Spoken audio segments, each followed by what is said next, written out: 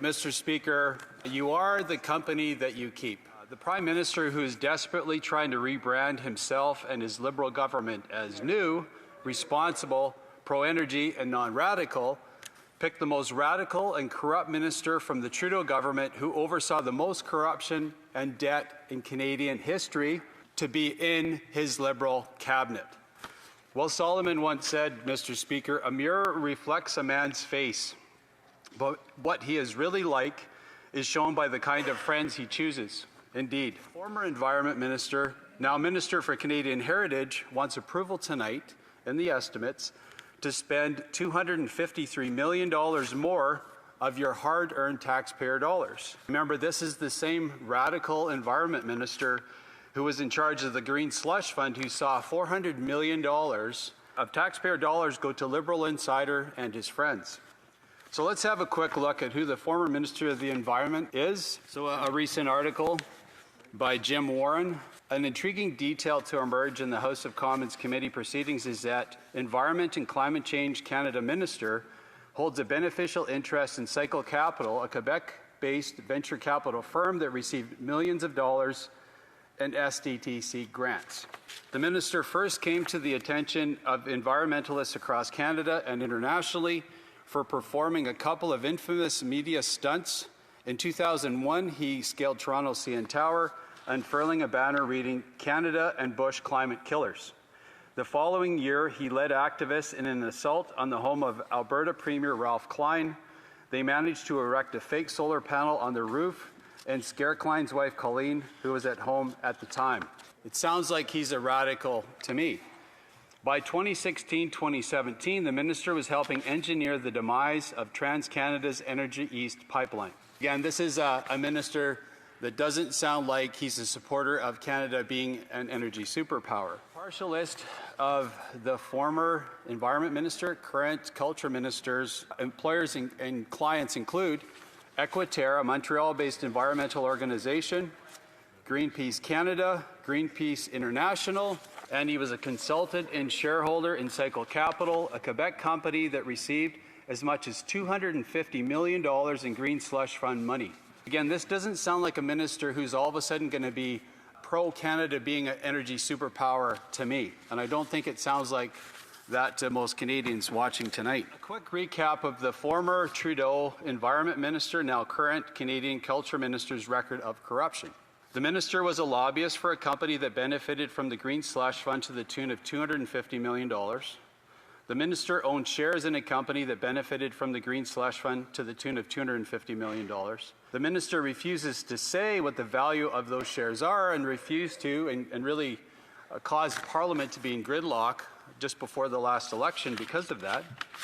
And while the Minister of the Environment, as most of us know, but it's a good reminder for Canadians today, he gave another $750 million to the same Green Slush Fund to again give to friends and Liberal supporters. The puzzling thing to me, Mr. Speaker, and I think it was to a lot of Canadians that watched the choice of the now new Prime Minister and his cabinet, was that why would the PM choose this obviously corrupt former minister to be in his new cabinet? And similarly, why would this new Liberal leader that was so pro-energy development and no longer radical, why would the radical former minister choose him? If again, the current Prime Minister sold a bill of goods to most people, he took most conservative platform and said, this is what I'm going to be now if I'm the Prime Minister in the new Liberal government. But why would then an eco-radical minister support him in his leadership bid and also as in his bid to become the next Prime Minister?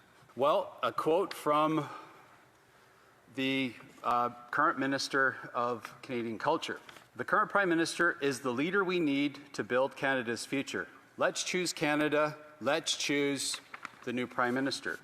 And another quote of the Prime Minister by the corrupt minister. He's all in.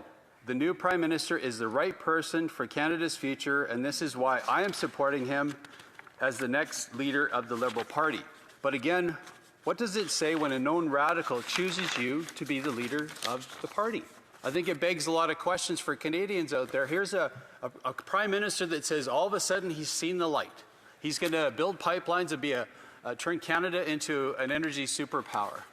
Meanwhile, he's fully aligned with radicals like the former Environment Minister, current Minister of Canadian Culture. And we all know the term, it's impossible for a leopard to change their spots. Just as impossible, I would argue, for two enviro radicals to change their views on energy development in Canada. And I think Conservative voters saw that. We saw the wolf in sheep's clothing that the current Prime Minister is. Some Canadians believe what the Prime Minister had to say. And I think it's our job to prove that what he's saying just wasn't true. If the PM is changing course of the last disastrous decade, why would he pick the most radical minister from the last Trudeau government to be in his inner circle in his new Liberal government? Because, folks, the secret's getting out. This new Liberal government really isn't new at all. The same radical anti-development Liberals we saw ruin our economy under Trudeau are now putting their foot on the gas under this Prime Minister. I'll finish with this. A recent article, Carney poised to dethrone Trudeau as the biggest spender in Canadian history. Under the Prime Minister's plan, this year's deficit will increase to a projected $62.4 billion, while the combined deficits over the subsequent 3 years will be $67.7 billion higher than Justin Trudeau's plan. Consequently, the federal debt and debt interest costs will rise sharply. Under Trudeau's plan, federal debt interest would have reached a projected $66.3 billion in 28-29 compared to $68.7 billion under this new Prime Minister's plan. A lot higher, for sure. The Prime Minister is desperately trying to pretend to be different than the last Liberal leader, Justin Trudeau, but he handpicked the most radical and corrupt minister from the old Trudeau government to be in his cabinet. They both now are taking Canada further down a radically dangerous road of massive debt, corruption, and economic destruction. Again, as Solomon once said, a mirror reflects a man's face, but what he really is like is shown by the kind of friends he chooses. Indeed, Prime Minister, Canadians are seeing you are the company you keep. Thank you, Mr. Speaker. Questions and comments? He should talk about what he's going to do to work with us to strengthen our economy. We're going to be watching, Canadians are going to be watching whether this Prime Minister is actually going to follow through on this pro-conservative-ish looking, developing the economy type language. We've already seen a few holes form, and his costume is wearing thin. I think what Canadians really wanted was to see a change in the previous 10 years, of the last Liberal government. And what we're seeing and what they're seeing is there's been no change at all. Just the same more radical anti-development Liberals. Thank you, Mr. Speaker. Questions et commentaires? And he talked about the image in the mirror, but what we're dealing with really is a mirage. He talked about mirages. He also decried the subsidies granted to certain entities. He talked about the green slush fund. But in talking about the mirage, absolutely. I see it in a little different way. I see it as a costume that's wearing thin. We're starting to see the wolf that's in that sheep's clothing costume appear. And I think we're seeing it happen quickly. I really hope, for the sake of all Canadians, that he really does what he says he's going to do and develop us into this economic and energy superpower. But again, I don't believe who the Prime Minister says is actually who he is.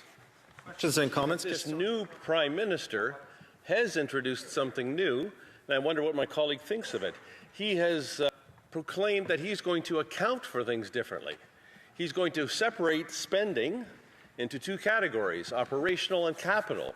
So my colleague referenced the deficits that have been announced, the deficits that are projected out for the next 3 years. Now, how would this accounting make a difference on the interest that Canadians pay, the debt that our children, grandchildren, and great-grandchildren will incur? The guy that's supposed to be a responsible spender of taxpayer dollars isn't.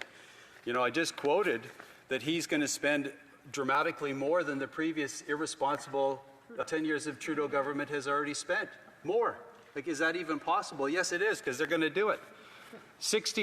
Under Trudeau's plan, the federal debt interest would have reached a projected $66.3 billion in 28-29 compared to $68.7 billion under this new Prime Minister's plan. That's the truth. Regardless of how his accounting and fudging the numbers of whatever process he's trying to do, he's spending more. Canadians can't afford it. And we need a change in government, bottom line.